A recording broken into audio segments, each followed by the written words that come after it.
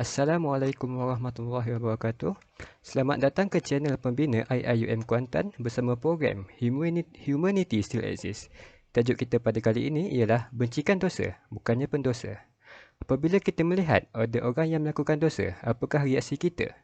Adakah kita akan terus menghukum dan memulaukannya? Atau kita mengambil kesempatan itu untuk berdakwah kepadanya? Ataupun, adakah kita hanya berdiam diri dan berkata, kuburkan masing-masing. Jadi, tidak peduli pasal orang lain. Apabila bergaduh pula, rata-rata dari kita akan mula menjauhi dan membenci. Seolah-olah dosa yang dilakukan itu sudah tidak boleh diberikan peluang kedua untuk dimaafkan dan mengembalikan hubungan seperti sedia kala. Ingat, setiap manusia melakukan dosa. Tiada yang sempurna dengan hanya melakukan ibadah. Setiap orang pasti ada cacat celah mereka. Justru, apabila berhadapan dengan mereka yang melakukan dosa, bersabarlah. Jangan terus membenci orang yang berdosa itu. Sebaliknya, bencilah dosa yang dilakukannya. Ambil iktibar dan pengajaran daripada apa yang berlaku. Katakan pada diri sendiri, aku benci akan dosa yang dilakukan. Aku minta agar aku dijauhkan daripada melakukan dosa tersebut. Kemudian, apabila ada keberanian, tegurlah insan yang berdosa itu dengan hikmah, iaitu ikhlas dan tidak mengaibkan mereka. Saya ingin berkongsi satu kisah yang telah diriwayatkan dari Abu Hurairah bahawa baginda SAW telah bersabda, pada zaman Bani Israel, ada dua orang lelaki yang mempunyai sikap yang berbeza. Lelaki yang pertama sangatlah rajin beribadah dan lelaki yang kedua suka berbuat dosa. Apabila ahli ibadah itu melihat saudaranya melakukan dosa, ia pasti akan memintanya untuk berhenti daripada melakukan dosa tersebut. Sehinggalah pada suatu hari, apabila lelaki itu melakukan maksiat, ahli ibadah itu berkata, berhentilah daripada melakukan dosa. Kemudian, lelaki kedua itu menjawab, jangan pedulikan aku. Terpulanglah kepada Allah untuk menilai dosaku. Adakah engkau diutuskan oleh Allah untuk mengawasi apa yang aku lakukan? Lalu, ahli ibadah itu menjawab, demi Allah, dosamu itu tidak akan diampuni olehnya dan kamu tidak akan dimasukkan ke dalam syurga Allah. Apabila kedua-duanya meninggal dunia, Allah Subhanahu Wa Taala telah menghakimi mereka berdua.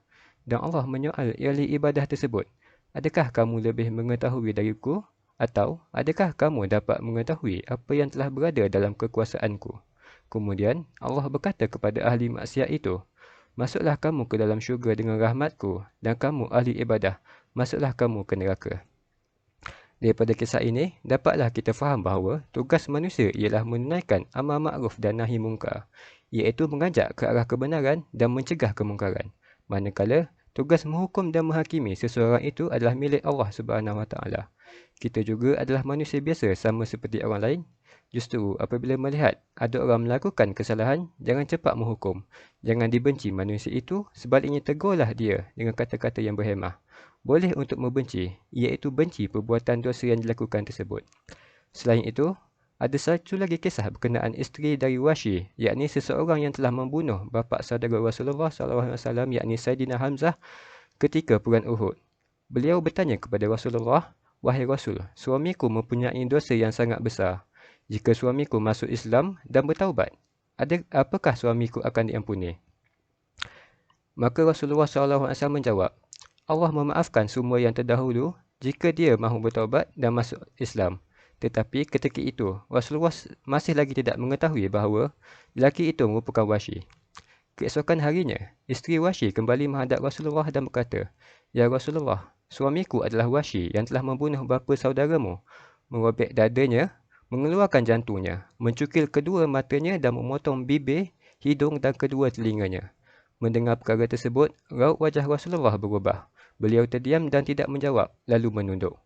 Lalu, Allah Subhanahu Wa Taala menurunkan ayat ke-53 dari surah Az-Zumar yang bermaksud, katakanlah wahai Muhammad, wahai hamba-hambaku yang melampaui batas terhadap diri mereka sendiri, janganlah kalian berputus asa dari rahmat Allah. Sesungguhnya Allah mengampuni segala dosanya. Sesungguhnya dialah yang maha pengampun lagi maha mengasihani. Oleh itu, sebagai hamba, janganlah kita berputus asa dari rahmat Allah Subhanahu Wa Taala, kerana dialah yang maha pengampun. Walau sebesar mana pun dosa yang kita pernah buat, ketahuilah rahmat Allah itu lagi besar kepada hamba-hambanya. Sekian saja dari saya. Semoga pengesian kali ini bermanfaat kepada saya dan semua pendengar. Dan stay tune untuk pengesian Humanity Still Exists yang akan datang. Wassalamualaikum warahmatullahi wabarakatuh.